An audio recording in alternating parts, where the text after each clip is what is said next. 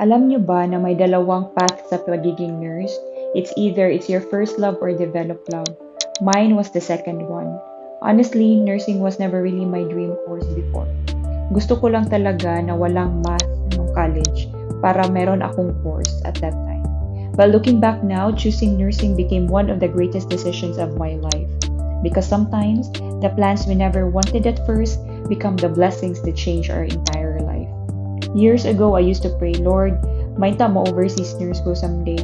Singapore was my ultimate dream before, but God said, no, I will give you the UK.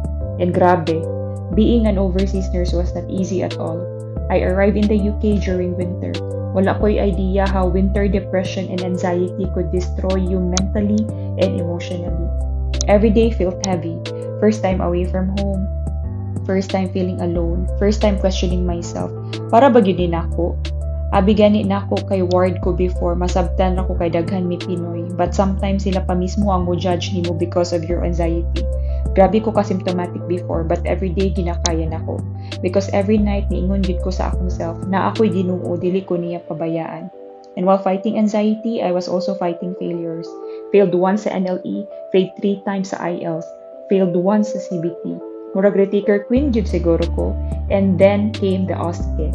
The exam that terrified me the most, but God really saves the best for last.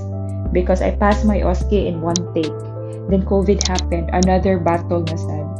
But then, every single day, I prayed na Lord, i-survive lang yun ko every step of the way.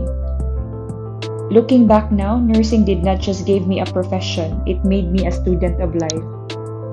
Being in the Philippines as a nurse was comforting, but becoming an overseas nurse, that changed me. It made me tougher, wiser, and more compassionate. My anxiety taught me to be kinder because you never truly know what battles people are fighting silently. So be kind or just stay quiet.